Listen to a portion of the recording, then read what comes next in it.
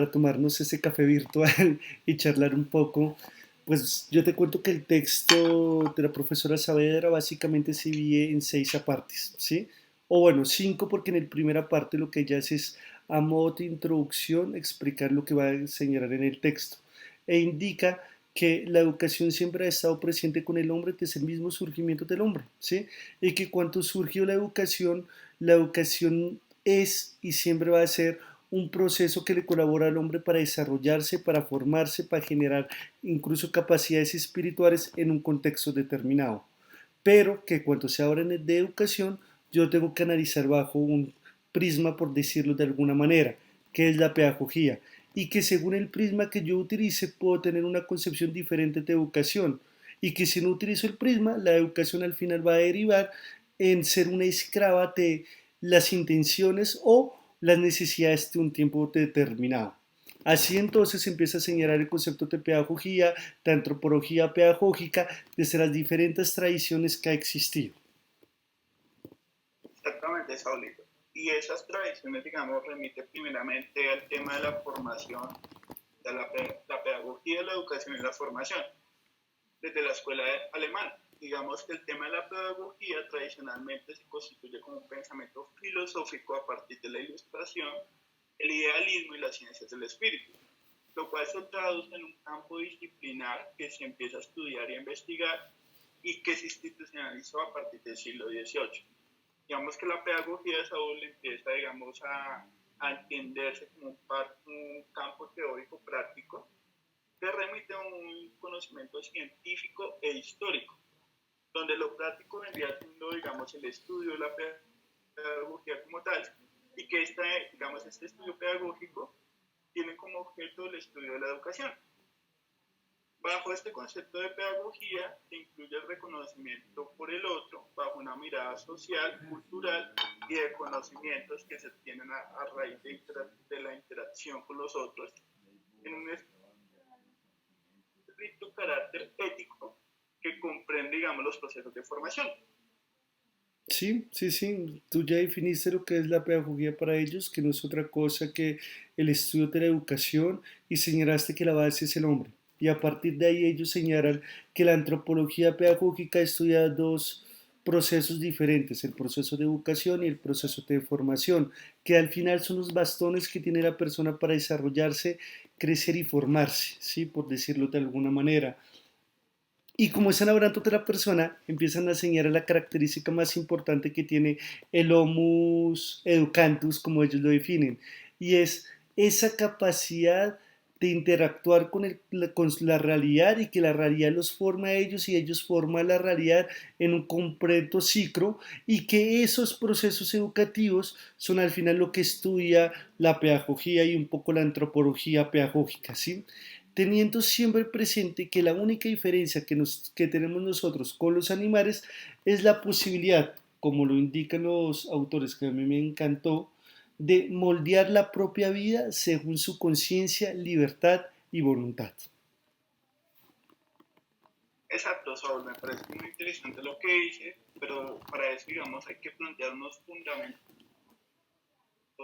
filosóficos a partir de la antropología pedagógica. Digamos, para un fundamento antropológico de la pedagogía, digamos que podríamos partir de las experiencias vividas, ya que las experiencias vividas constituyen, digamos, lo que es el ser humano, lo que es el hombre, a través de esas experiencias.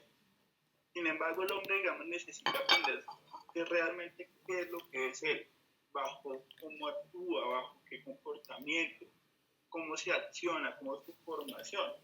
Digamos que todo este tipo de elementos son los que van constituyendo, digamos, la antropología pedagógica, son los elementos que nos dan, digamos, ese tema desde la antropología de cómo se está caracterizando el ser humano. Por eso no es de extrañar, Saúl, que entonces que una parte considerable de la antropología pedagógica explore lo que son las imágenes del hombre, digamos, recopilando las comprensiones sobre el humano, sobre sus aspiraciones, sobre las consecuencias, los diversos, digamos, tipos de culturas, de pueblos, de épocas, sea, todos estos elementos que te nombro, digamos, van a ser lo que arraiga el ser humano, o sea, ese ser antropológico que va a constituir lo que es el ser humano como tal. Sí, Para esto, digamos, Chure, que es un autor que habla sobre esto, da tres tipos de conceptos bajo ese estudio de lo antropológico. Uno, que es el integrador, lo denomina como un integrador que busca agrupar todas las ciencias del hombre basado en la visión y su comprensión total. Otro, que es un analítico o existencial basado en los aspectos inestables de la condición humana desde el abordaje de los distintos fenómenos sociales. Y un tercero es el de las imágenes, como bien te decía, que están orientados al tipo de imagen de hombre como modelos sociales. O sea, normalmente es cuando tú te visionas a través de la imagen, a través de distintos modelos, lo que tú quieres ser como ser humano. sí, sí, tienes toda la razón.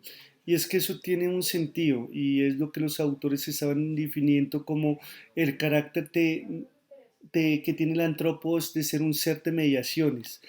Al final el ser humano se relaciona con la realidad, se relaciona con su entorno, se relaciona con sus iguales, es bajo toda una cadena de mediaciones, el lenguaje, sí, estímulos físicos, y son esas mediaciones las que les permiten crear una realidad, conocer la realidad y moldear la realidad, ¿sí? Entonces, es todo eso lo que al final me va a terminar definiendo la naturaleza misma del hombre, ¿sí? Y es ahí, y es ahí que toma una gran importancia la antropología pedagógica porque vuelve a tomar el estudio de la educación, de la pedagogía, de todos esos procesos con el hombre en el centro, con la persona en el centro, ¿sí? Sin olvidarse de que de la misma manera en que la realidad me crea a mí, yo creo la realidad. Por lo tanto, los procesos educativos me afectan a mí notablemente, pero también los procesos formativos y de educación son afectados por el hombre. Precisamente es que tú denominas la naturaleza del hombre, a través de los distintos factores que lo confluyen, es el tema, digamos, de la formación. Cuando hablamos de la formación va a constituir el sentido del ser humano. Este sentido de formación es muy importante hablarlo porque, digamos, constituye el ejercicio de formar al hombre en lo que se desea hacer. Esto implica, digamos, que el hombre desarrolle una toma de conciencia, una toma de voluntad, que tome una determinada postura y una autonomía propia.